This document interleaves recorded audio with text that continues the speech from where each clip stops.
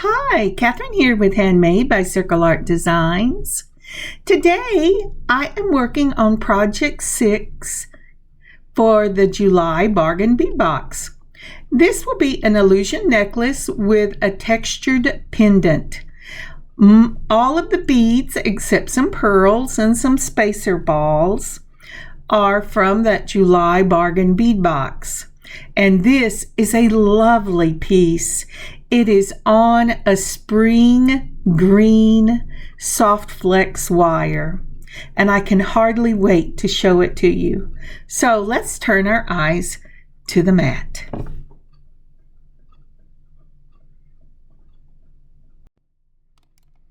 So, as I turn my eyes to the mat and see that Simply Grateful, I am reminded of a friend of mine that I had coffee with yesterday.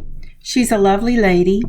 She just got back from a 2-week vacation trip all by herself, and she went on a cruise and excursion through a lot of the area around Yellowstone. Now, this lady is 90 years old. She still drives. She's a great driver, and she loves to travel. And I am just amazed at how full her life is. And I am reminded to live my life to its fullest, because my Father is always with me. My Lord Jesus walks beside me, and that is amazing. I want to be like my dear friend who spends her life to the fullest with the Lord. How about you? What are you simply grateful for today? All right, we've put our mat down and I'm straightening it out, and let's see, here's my trusty pen. I hope this works. Okay, so I have to tell you, I put this pen in one place and then I thought, I'm not sure this is where I want my pen. But I'm looking at the center of my camera, moving my finger down, and I'm going to put the pen right there. Now that looks pretty much in the center, and I think that we're ready to go. So the first thing I am pulling out are these lovely bicones from the July Bargain Bead box. Now these are 4mm faceted crystal bicones and a golden shadow, and they are just lovely. I have gotten similar beads to this before from another vendor, and they called them a champagne, and they have a slight pink to them, and I think they are really beautiful. But these are golden shadow AB. Now the next thing up are these beautiful blue beads. And if you can't tell, because these are very small, they're 3mm, but they're Lapus Lazuli, and they're a micro faceted round bead. Look at the sparkle on those beads, and they are lovely. I only used a few of them in this piece, and I have plenty to do other things with. From my own stash, I am pulling these glass pearls out again. They are just beautiful pearls. They come in a 3, 4, and 5mm, and I will be using the 4mm and the 5mm for this. I'm only using 2 of the 5, and then the rest I will be using as an accent in the 4mm. All right, let's see what is up next. Now I pulled this chain from the July Bargain Bead box, and I'm going to show it to you. I had every intention of using it, but once I saw the beautiful color of the soft flex that I pulled, I did not use this, and I'll have to use this on another piece. But that is just a lovely piece that came in a July Bargain Bead box. Now for my own stash, these are Japanese 11-0s. These are in a soft champagne pink with a silver lining in the center, and they are just gorgeous. Isn't that pretty? And I have to tell you, they go beautifully with that with the bicone that I showed you just a moment ago, and that golden shadow AB. So I'm going to put out some of these. I know I'm getting a little ahead of myself because I haven't put anything out yet, but I wanted you to see, if my hand will move, how that sparkles on the mat. And that is just beautiful. Now, again, for my own stash, because I am using the soft flex and the fine, I'm going to pull out 2 of my silver wire guards. And I'll just need 2 for these because I'm not adding anything in the middle or on the end. And then, let's see. No, I know what I was going to say. You can use them do this without the wire guards, but they're wonderful. I've also pulled out the bead along and the number 0 and the number 1. The zeros we will use to give that floaty look to our beads. The number 1 will be for this spring green soft flex in the fine. And look at that color. Isn't that gorgeous? I just love that color. And it really accents these beads well, both the blue and that beautiful golden shadow. All right, now I'm sorry I've put it up too high, but I pulled out a lobster claw jump ring, a lobster claw clasp and an extender chain. I'm trying to move this so they'll all get back into the picture. And then I will go ahead and start putting out the other pieces from the bargain bead box. Now, this piece here is a beautiful stainless steel pendant. This is from the July Bargain Bead box, and I just love the way the light catches that. But it is a stainless steel in a 33 by 22 millimeter, and it's a textured piece. And I think that's beautiful. Now, at first, I thought this was silver plated because the other pieces that came in the bargain bead box for this are silver plated, but this one is just stainless steel. So I am putting out some of the number 0 from the bead along crimps and the number 1s. Now, I'll tell you, I am trying to make sure that none of these little round things are going to get stuck together.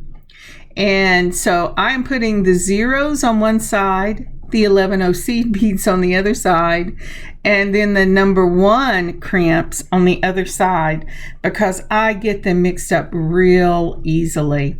Now, this golden shadow bicone, I'll go ahead and put some of these out. I'll have to tell you, I don't put enough out at the beginning and end up having to put a few more. But I'm going to have plenty of these left over. There you go. Yeah. Be generous with yourself, Kathryn. Okay. So that's all. As I said, that's from the bargain bead box. And then I'm going to stuff that back in there because, I really don't want to lose them.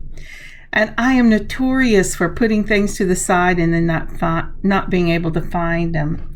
Now the Lapus Lazuli, in that 3 millimeter, I'm also going to go ahead and cut the end off and put some of these out. Now, one of the reason I am using a fine for this necklace, I would have liked to use a medium because it would have shown even more of the green, but these little 3 millimeters have the smallest holes in them, and they would be beautiful for beading when you're using those little, or embroidery. Oh, bead embroidery would be gorgeous with these. But I have to make sure that the wire will go through, which means I don't want that wire any thicker than an embroidery needle.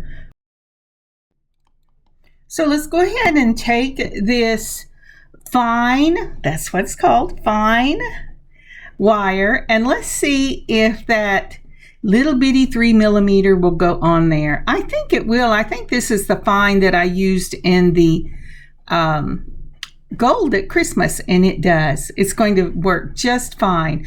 And I have to tell you, if the little 3mm will go on to that wire, you're not going to have any problem with your 11/0s. All right. Let's kind of clean this up and try to keep them from moving all over creation. And hope my hands get back down, because I am messing with beads that you have off screen. All right, these are the little 4mm and the glass white pearls. And I am going to use these for the center accent bead, because all of the other beads that I'm using here, actually those little 4mm are going to look quite large on this necklace, but they will be the centerpiece of our component number 2. So I've got those down, and I think that's everything that I need at the moment. I will need my crimping tools, and I'll need a pair of chain nose pliers that are smooth on the inside so that I don't scar up my crimps. Now I'm going to make this a 22-inch necklace, meaning that there will be 11 inches on each side, and then I am going to put a 2-inch extender so this can go out to 24. But because of the delicacy of these little beads, I really don't want a real long necklace. You could probably do this in an 18, but an 18 makes me feel like I'm being choked, so I always go with a 22. All right, so here we go. I'm sorry, I am offline at the moment.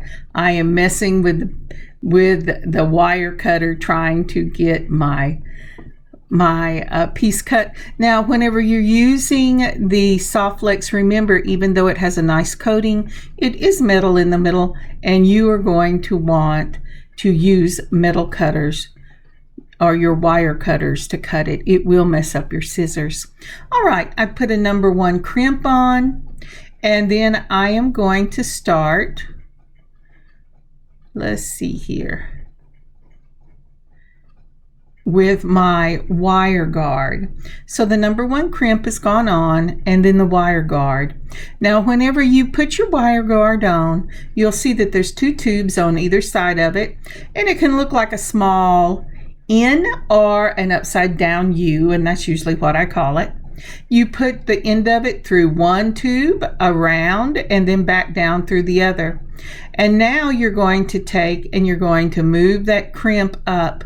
Now the trick to doing this on the first side is pretty easy, except if you allow the wire to cross as you're moving that crimp up. If the wire crosses when you crimp, it will not hold. You need to make sure that your wire is laying right up against each other and not across from each other. Now these are my crimps. Oh, come on, Kathryn, please get it down there. There you go.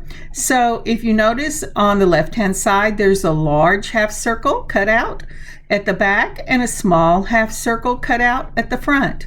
We start with the large half circle in the back. You're going to grab hold of your crimp, and it has gotten away from me. So we'll try this again.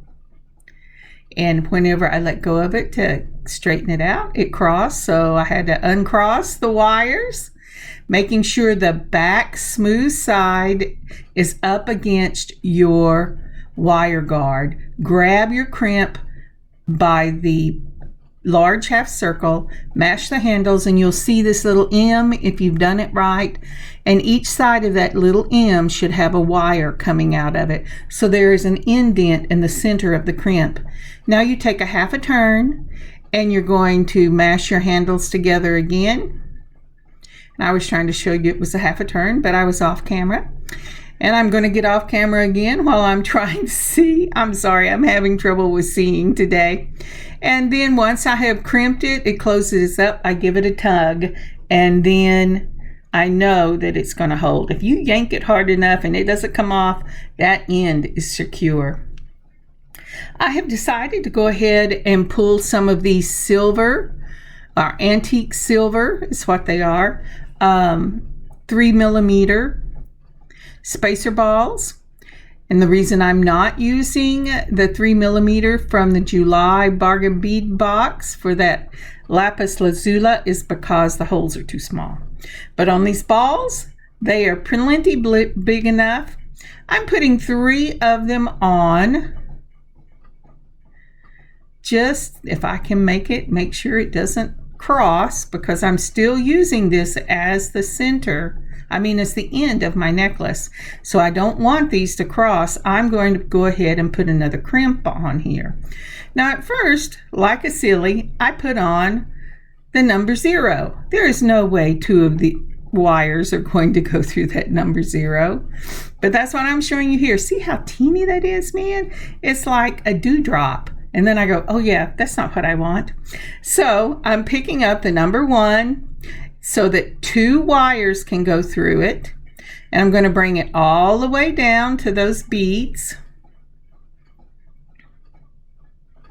And I'm going to again put both wires through. I've made sure they did not cross whenever I put on the 3mm spacer balls.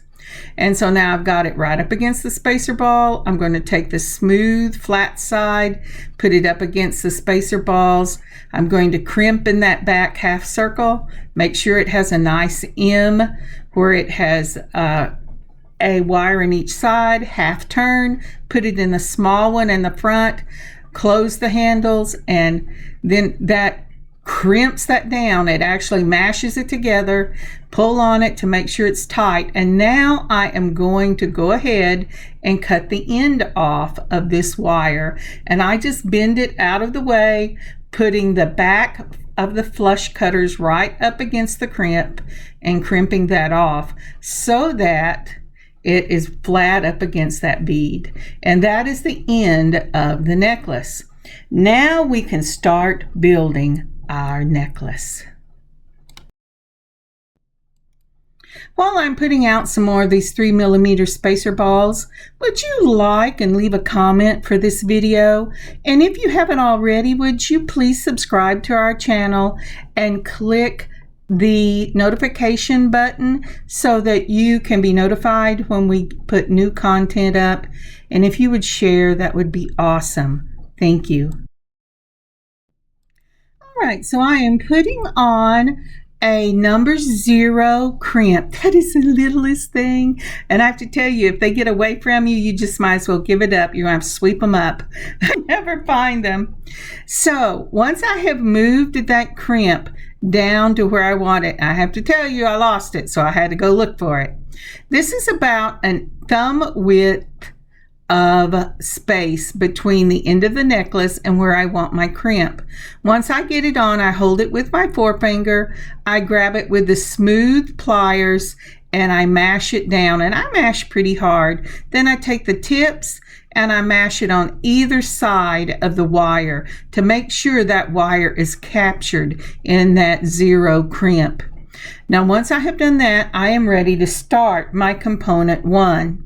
Component 1 will be a champagne 11-0, silver 11-0 seed bead, and then one of the 3mm spacer balls and another of those beautiful 11-0 seed beads. To that, I'm going to add the bicone from the July Bargain Bead box. Again, they say that is a golden shadow. And then I put another of the 11-0s, then my 3mm and an 11-0. And that is what this looks like. And let me get a picture. Okay, first a disclaimer. Please do not look at my nail polish. This is a self nail polish job gone wrong because I did not wait long enough for it to dry, and I did not realize it until I was recording. So sorry about that. And I have to tell you, it's still exactly like that because I haven't taken the time to take it off and try again. All right, so for component 1, we start off with that teeny little 11-0 and the champagne pink silver seed bead. Then next comes a 3mm in the antique silver, and then another 11-0, and then that golden shadow AB bicone, then another 11-0, the 3mm spacer, and then an 11-0. And this is component 1.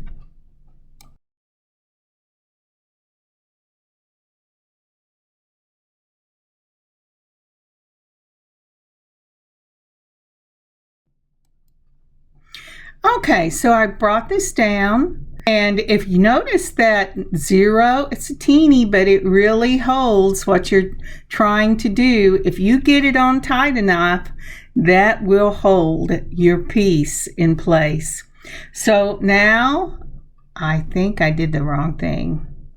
And you know what? I will realize that in a moment. I think, oh, no, maybe I didn't. Oh, yes, I did. Are you going to mash that? Are you going to mash that? If it mashes right, it's I didn't see which side I pulled it from. Yes, okay, it is. It is a 0 crimp, and I'm mashing it right up against the beads. You want to get it fairly tight, pull on it, and make sure that you do each side of the wire so that you can tell that it will really hold on that wire. Now then, from now I'm trying to show you that that's the way it's going to look. Isn't that pretty? I just love that. And you can see that the bicones and these pink silvers, they just work so well together. And I'm going, you know what? You need to really get out of the way. I'll just have to tell you which ones I'm pulling, but I shouldn't need any more of those until I get to the other end. So I'm putting on my 0 crimp, and I'm going to look at the space I have, and I held up my pointer finger to see about where it was, and I'm holding it up against that pointer finger so that I'm hoping it doesn't move on me.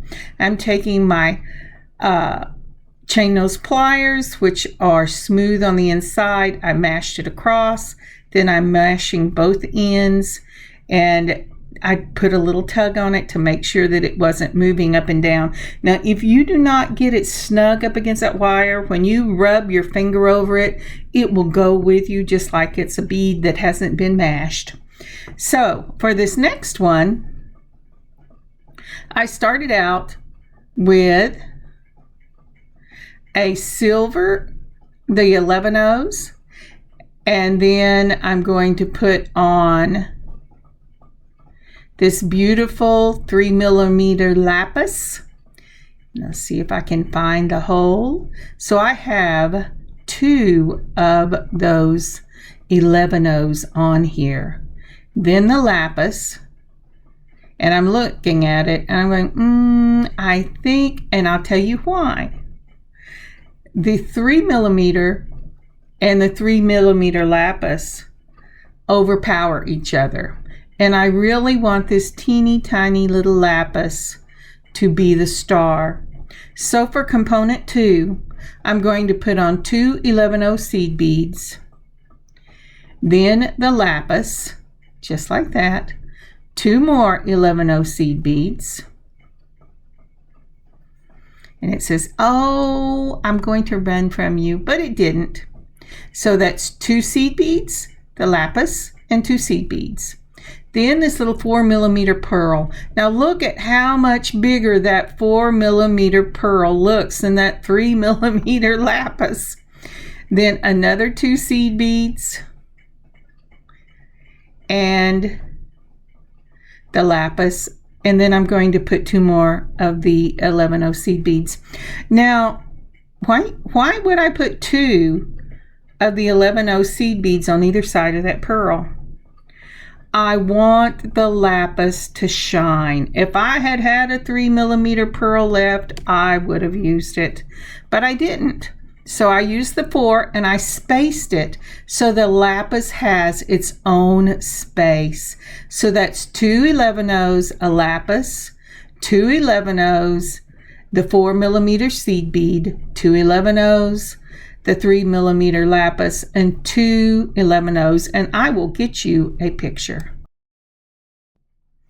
All right, for component 2, I started off with 2 of the 11O seed beads, then the 3mm faceted lapis, then 2 of the 11O seed beads, a 4mm pearl, and these are glass pearls, then 2 11O seed beads, the lapis in the 3mm, and I'm sorry the other seed bead is in my fingers.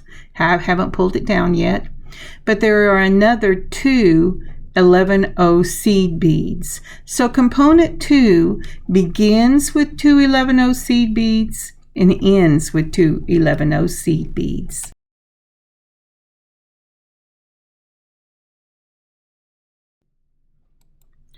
All right, now then we're going to put 1 of the 0 crimps. We're going to go ahead and bring it all the way down to that component number 2.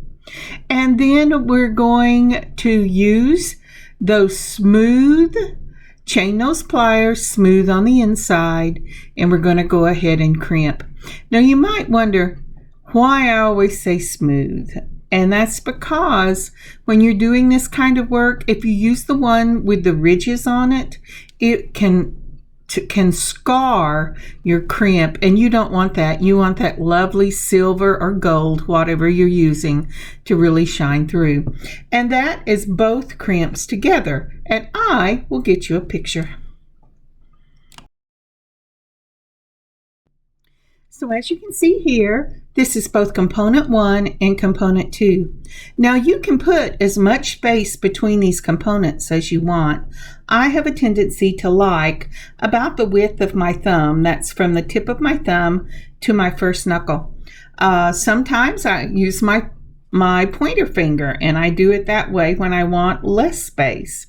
But whatever it is, you know, however much or as little space as you want, it will still give you this illusion of the beads hanging on wire, not supported, unless you tell them how you support them. All right, for component 1, again, we have the 11O, the 3mm, another 11O, the bicone, an 11O, the 3mm spacer, and an 11O.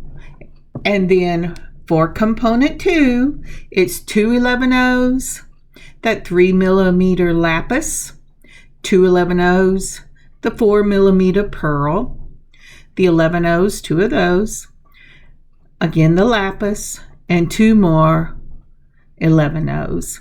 And those components we will repeat to within a 1/2 inch of the middle of your necklace.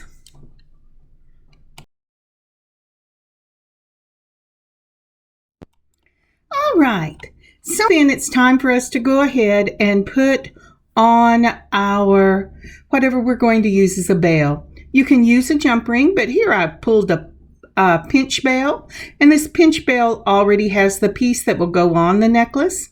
I've opened it up with a pair of smooth chain nose pliers, and I'm putting it in the hole. Now the bail, as you saw, had 2 teeth in it, and they're kind of offset from each other so that they will slide right up against each other. I've mashed it down or pinched it with my fingers, and now I'm taking my nylon pliers and I'm just giving it that extra mash to make sure this is completely on. And as I said, if you wanted to use a jump ring on that, that would be great. Now, what I was pointing out is there's writing on one side. If you have these, make sure you know which side that writing is on, because that is the back of your pinch bell. Now, I'm checking with the green wire, and I'm going to start what I want to be the center of my necklace. I have gone down to within an inch of the center. That's a ½ an inch on each side. And I am putting on, first of all, a 5mm glass pearl, and I'll show you why right here. Do you see how that just goes right over that little 4? And I don't want it to be able to move all over the necklace. I want to keep it centered. So I'm putting on a 5mm glass pearl, just like that. And then I'm going to put on 1, oh, if I catch it, 2, 3, and 4, 5. I have 5, 1, 2, 3, 4, 5 of the 11-0 in that champagne pink silver lined 11-0. Okay, then I'm putting, oh, I have forgotten something. I'll remember in just a minute. I go, oh, wait a minute. What am I doing? Maybe not. All right, wait a minute. Yes, I have finally remembered. Wait a minute. I have to put my bell on now. So I'm taking that off, and I was showing you, oops, I can't get that bell over those pearls. That's exactly why I put them on there. And I'm going ahead and putting the bell onto that beautiful spring green wire. Now, the reason I put on 5 of the 11-0s is I would like to have beads that this bell will ride on, so that it's less likely to wear the wire. You could just put it on the wire, but over time it will wear through it, and it makes a weak spot it could break on. So again, now I'm putting on the 5mm again, and I'm putting on one of those 0 size crimps. And this is what the center of my necklace is going to look like. So for this whole necklace, the only time I'm using the 5mm is for the center to help keep my bell in place. Another reason you want to be able to put something on that keeps the bell in place is if your bell is big enough to rub up and down on your beads, it really wears on them and your necklace will wear out quicker, especially if you're using something like these pearls, these beautiful glass pearls, because it can wear the finish off of them. All right, so this is the next stage. I want to show you here that this really is going to be the center of the necklace. So all total, there's a little under an inch here, but I stop at the inch mark because I gave myself some play when I cut the wire so that I would have plenty of wire for putting on my wire guard at the end. So when I do my necklaces like this, I lay the first side out flat, and then I am going to match the sides to the side I have already done. The first one is easy. I'm putting on another of those 0 crimps, just like that. And then I am going, starting at the oh gracious, excuse me, the 5mm pearl. I was looking at my hands going, what am I doing? Oh yes, I've already got it down there where I want it. Now when you do this, butt it as close up to the crimp that you've already done. Now you don't have to put that second crimp on, but I do just in case, because that's a lot of weight with that pendant that is hanging right in the center of your necklace. So building this side to match the next side, I'm going to put on 2 of the 11-0s, then the 3mm lapis, 2 more 11-0s, then one of the little 4mm pearls, just like that. Maybe I'll get my nails done today. That means I have to brave the nasty smell. And my husband going, "Did you open a bottle?" I went, "Yes, it's the nail polish remover." And then 2 of the 11Os, another of the 3mm lapis, and 2 of the 11Os. And I'll finish off with a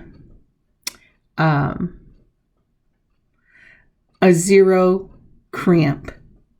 And that, if you see this makes that center match each other. Now, isn't that pretty? Now, one of the things you could do, and I have done before, is I've put some space between my last component and the center, and then only put the center in the middle of the necklace, and then put some space, and then continued up on the other side. But that's not the way I did this. This was such a substantial piece for the pendant that I wanted the balance of more beads, because these are small beads, but they're very, very delicate, and I think it will help in the end to make this pendant not so bulky. Now, if I had larger beads of this, then I would have spread it out. But because, as I said, of the size, I want to go ahead and make sure that they balance each other out. All right, so I've got this done, and I'm going to bring my crimp around. I am making sure that my loop looks like it's going to close, just like that. And I am measuring where to put my first crimp by where my beads sit next to each other. So that's where the crimp is. I'm going to hold it with my thumb and forefinger to make sure that it doesn't go anyplace. Take my smooth chain nose pliers. I'm going to mash that down just like that. Mash it on both sides just like we've been doing. And then I'm going to build that component 1. And remember, the component 1 is an 11O, and then a spacer ball, then another 11O, then that beautiful golden shadow AB bicone, an 11O, a 3mm, and an 11O. Then I'll check it, because this is the first. Of course, I've already crimped, so if I got it wrong there, I will have to take the play out someplace else, and that's okay. You know, the beauty of handmade is it doesn't look machine made. And so just be gracious to yourself whenever you're doing this. Be simply grateful that you have the ability to do this and to bring joy to yourself and others. What a God-given talent. Isn't that amazing? All right, so I have put my crimp on. I'm going to move my necklace back down to where it's in the center, and I'm going to check and make sure that these are in the right place. So again, measuring against the other side, I'm going to pick up one of those 0 crimps. Those teeny tiny little babies, they are so cute. I love them, but boy, are they hard to see. But that's the point. You want them hard to see because you want to make this an illusion necklace. Anyway, so I have put that on. Oh, no, I didn't. It fell off. I don't know how many of these I have caught in my carpet. I hope that my vacuum cleaner picks them up. I've measured against the other side. I've held it between my thumb and forefinger, and I have mashed the crimp down, making sure I get both sides so that it's secure on that wire. Don't trust it that just because you mash across it, it has caught the wire, because especially on this fine, it is very easy for it to still be loose on the wire. So make sure that you take the little tips of your smooth-nosed pliers and you crimp at the points on both sides of that wire. All right, now we are building component number 2. We know that to be 2 of the 11Os, a 3mm lapis, 2 of the 11Os, the 4mm pearl, just like that. Isn't that pretty? Then again, 2 of the 11 O's, a lapis, and then 2 of the 11 O's, followed by our crimp. I try to use the end of this like as if it were a needle, so my fingers are far enough back that you can see what I'm picking up off the mat. And I'm one of those that just throw mine in. So do you see how this is going to line up? It's just a matter of laying your piece out on your mat, checking where it falls. Wherever the first, if you get the first side right, the second side is going to follow. You're using the same beads. And making sure that the first side is right, you've put your beads on, and it's going to hang in symmetry. And I really like that. So I'm going to finish this up, and I'll meet you at the end.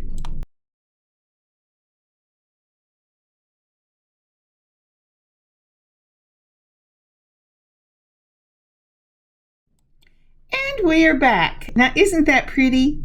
I am now ready to go ahead and do the end. Now, if you will remember, we started this, the end was a number 1 crimp, 3 of the spacer balls, and a number 1 crimp, followed by your wire guard. And that's what I'm doing right here. I'm putting a number 1 crimp, and of course it falls down because I wasn't holding it, but that's okay. I'm going to measure just like I have been, right up against that the crimp on the first side. I'm going to hold it, and I'm going, alrighty, come on guy. And I'm going to mash it down just like that. Remember, when we're using our crimpers, go to the large back side first, then turn it a half a turn and go to the front side and crimp it. Once you've got that, go ahead and put on 3 of your 3mm spacer balls, or whatever you want to use to finish off the end of this necklace.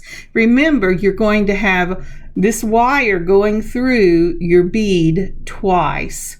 So whatever you choose, make sure that it can go through the bead, around your wire guard, and back through the bead. So, and that's what I'm doing right here. So I have I got 3 on yet? Yes. And I've put on another number 1 crimp. You could use a number 2 on this, but that's really overkill. So here you can see the tube. I'm going up the tube, around the top, and down the tube, just like that. Okay. Now I have to tell you, for this side, I don't know why I did it this way, but I did. Instead of crimping that thing off, I went, I'll just run the wire all the way down through both crimps. You know what? I will never do that again. It's not something I normally do, but I fought the length of this necklace. I gave it a good fight to make sure that it was going to be in the right place. So once I get this through all the beads, then I'm going to crimp it. And I'm going to pause till I get these through the beads, and then I will show you how to finish this off, because this was a long trial. All right, I'll see you in just a minute. All right, I have finally got the length between these together, and I am trying to hold the bead up till I get the last one crimped. I've put it in the back of the crimper. I've made the little M. I've half turned and put it in the front. Oh, it got away from me. Half turned and put it in the front. Yeah, I made it curl. I had to do it so many times. Don't ever do what I did. Make sure you put your first crimp in the right space. All right, then I have moved these up, making sure that the wire is not twisted. I'm going to go to that back crimp. I'm going to put it in the back of the crimper. I'm going to mash the handles and make that little M just like that. Half a turn. and mash that M together so that that is secure. And praise the Lord. I am so thankful. That is something to be simply grateful for too. I want you to know I fiddled with that thing for about 20 minutes, and I thought, after it was all said and done, you know, I should have just taken everything off and did it the way I normally do it.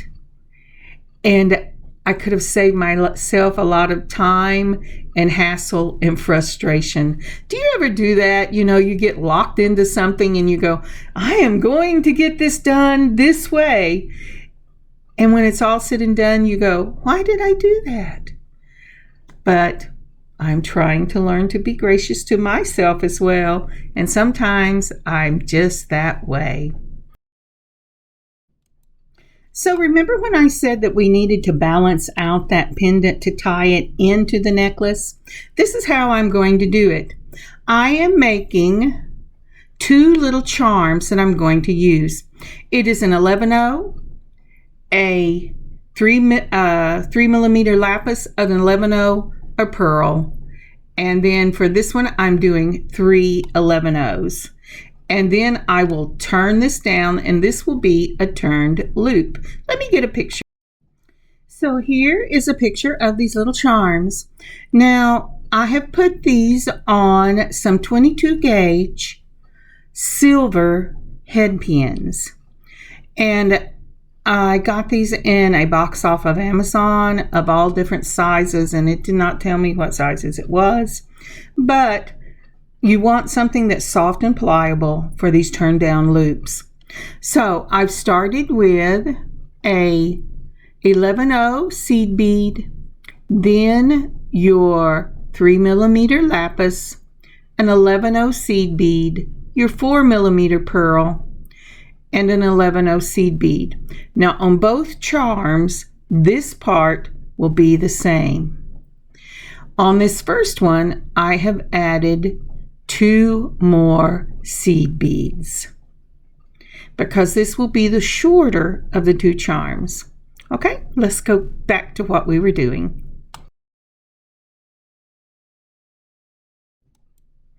All right, now then, for step, I'm taking my straight nose pliers.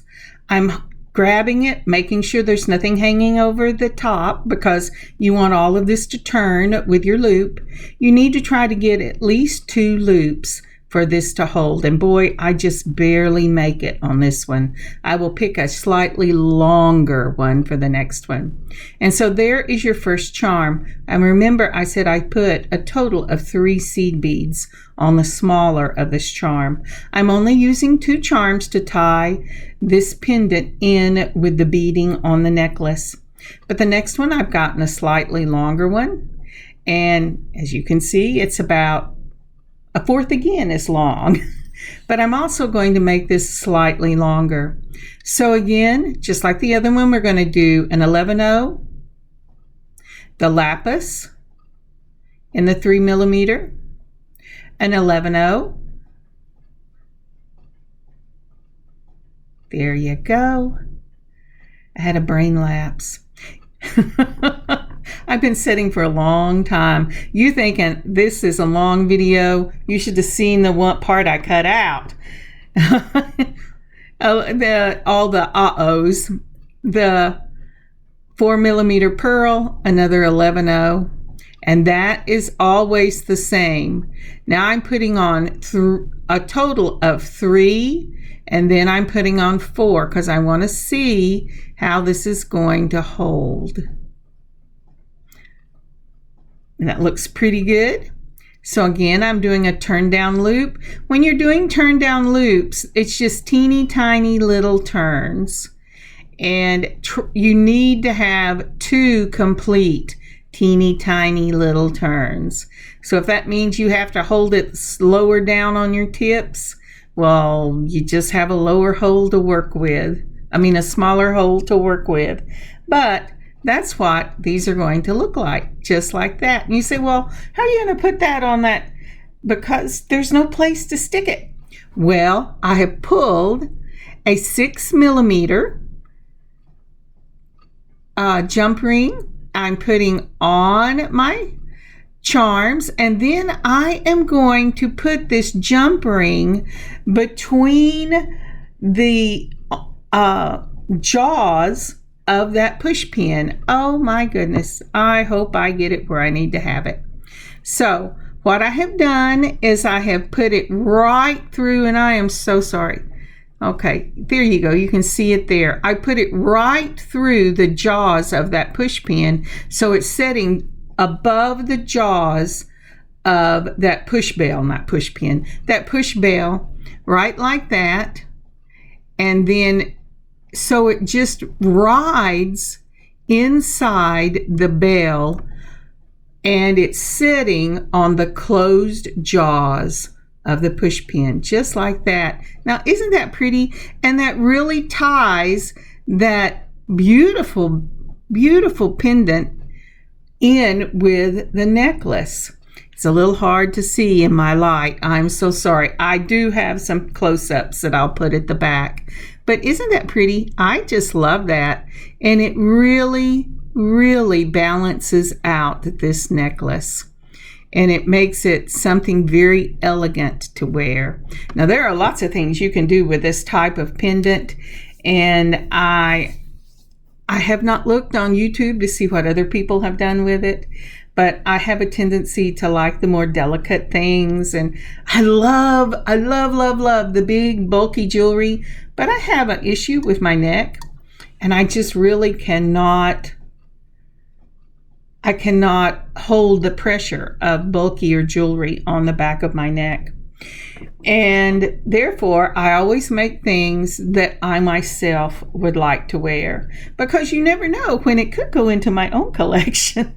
All right, so we're finishing up the ends. And the first thing I'm going to do is I'm going to put on this number 5mm spacer ball. I'm sorry. I'm getting excited. I'm almost through. I'm going to put on this 5mm jump ring, and I picked up the wrong piece. Where this is on the necklace, this should be the extender chain. So right there, and I put the 5mm on because if I want to use this chain, I can use it, but I have a jump ring that is big enough to go ahead and use the ring itself to close it. Now then, I have pulled out a 4mm, and I'm going to open this up with a twist of the wrist with both chain nose pliers. Remember, only twist one wrist, hold the other steady so that you don't stress the metal. Then I put on my lobster claw. Yes, I have made sure this closes before I put it on. And then I close it with another twist of one wrist. We want to put as little stress on these jump rings as possible, because if you put too much stress on them, as I've said before, it makes a weak spot in the metal that is likely to give. Now, I could finish it just like this, but you know me, I like the back of the necklace to look as pretty as the front.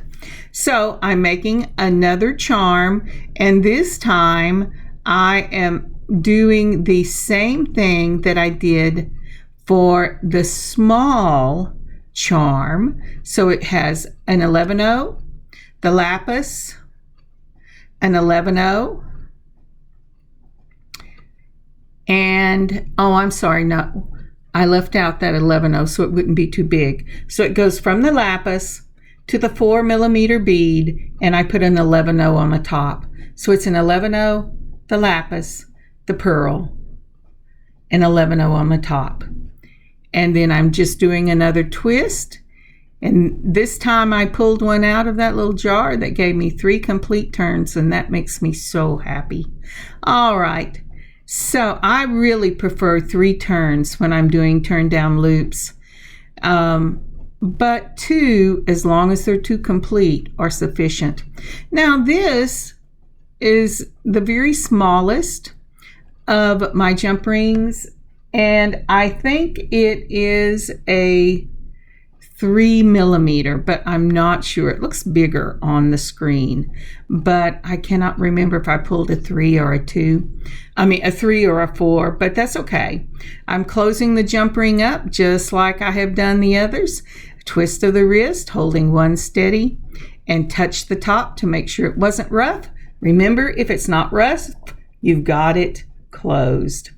Alrighty, so let's see if I can't give you a little bit of video of this finished piece. Isn't that pretty? I just love that. That is so pretty. And that green just sparkles through. I hope I get some pictures where you can really, really see that. But that is the finished piece. I love it.